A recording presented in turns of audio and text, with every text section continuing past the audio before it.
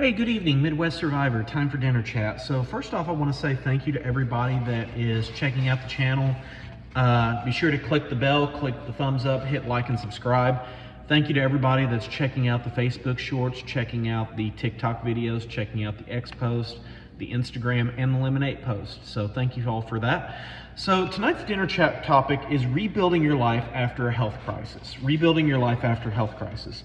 So let me just start off and say that I have grown up around a lot of people that have had a lot of different health crises. One of my parents has been an unhealthy person for most of their lives and suffered different health issues.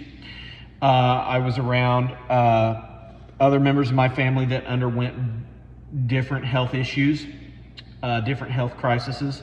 Been around friends, family members, so on and so forth, seeing the different ways that people handle a health crisis. And let me just say, a health crisis will change your life immediately. You get that doctor's report, you have an accident, you have some kind of major health issue. It will change your plans, it will change your career, it will change your relationships, and it will even change the way you see yourself. And sometimes it will even change the way that other people see you. Now, that being said, it doesn't have to be the whole central part of your story. It can just be a small page in it, and it doesn't have to define the rest of your life. So one thing that I want to say is that number one, when the crisis or the situation arises, learn to accept that your life may be different. You may have to change your diet. You may have to change your routine. You may have to go to a specialist, doctors, start doing things that you normally don't do. And that is perfectly acceptable and okay. Your life is going to look different than it was before this happened. And sometimes what happens, number two, is sometimes you begin to grieve over some things that you may have lost. A health issue can require giving up some things, changing eating habits, changing sleep patterns, changing some medicines, not being able to do the things that you did physically or mentally or whatever the case may be. But, it's still possible to maintain different habits, different situations. Number three is rebuilding your confidence after injury or illness. I can honestly say that I had some issues. Last May, I fell and broke my leg, and I am still got some confidence issues with my leg from breaking my leg. It really caused some issues with me mentally and physically that I've had to work through. Sometimes, especially if there's a loss of a limb or use of a limb or use of your body or use of your mind capacity, there's some confidence issues that have to be rebuilt, especially after illness or injury. Some other things to realize and understand is recognize and celebrate small victories in the process of recovery and healing whenever you have a health crisis or some kind of injury. One thing that I learned whenever I was rehabbing my leg is that you won't regain the function of it right away. And in fact, you may lose some muscle memory and some things that go on with your leg. So the important thing is to celebrate small victories, celebrate things that are important in the grand scheme of things. So another thing to think about too is that sometimes your routines and the habits of your life are going to change. Learn to create new routines and new habits that will better help you to accommodate the change of routine in your life due to the health or injury issue.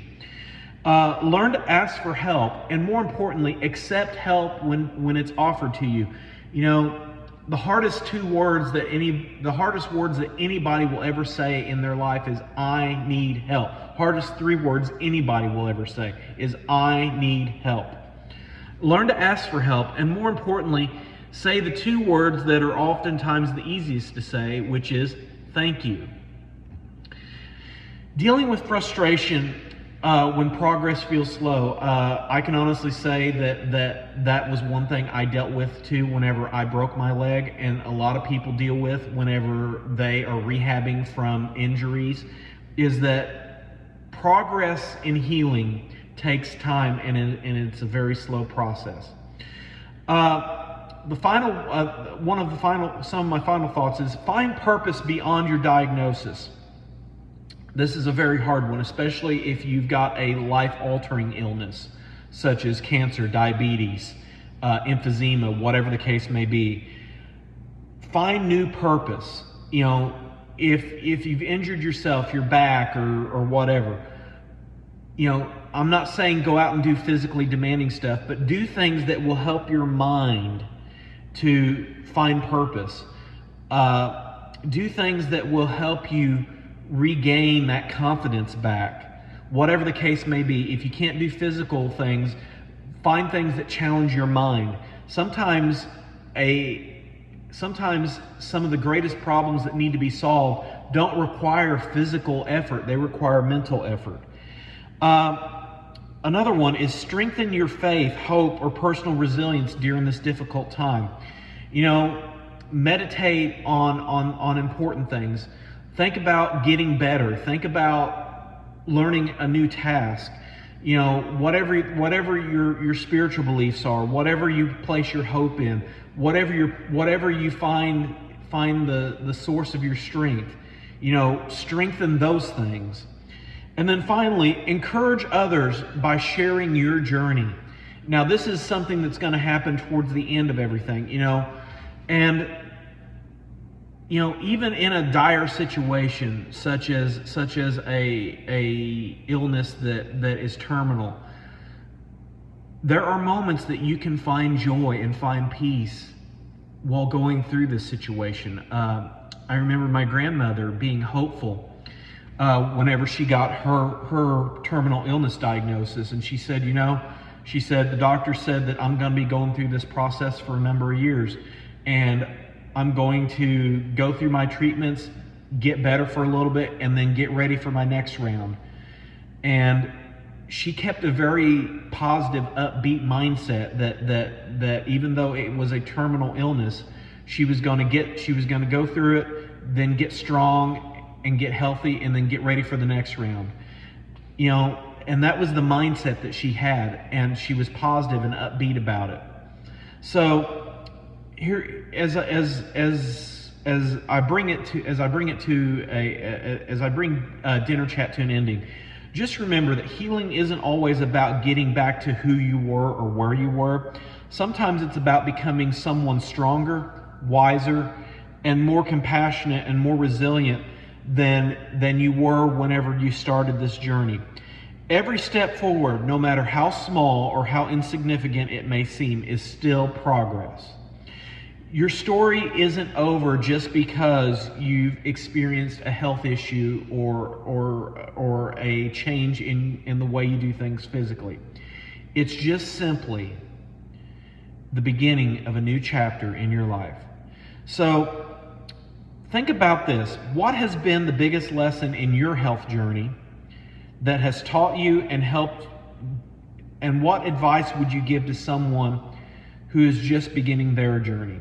Think about that, and more importantly, when you run into somebody, be ready to be able to give and share that wisdom that you've experienced from your life. So Midwest Survivor, as always, I want to leave you encouraged. I want you to stay healthy. I want you to be healthy. I want you to get healthy. Get strong, stay strong, be strong. I'll see you tomorrow morning for Breakfast Bits. Have a good evening.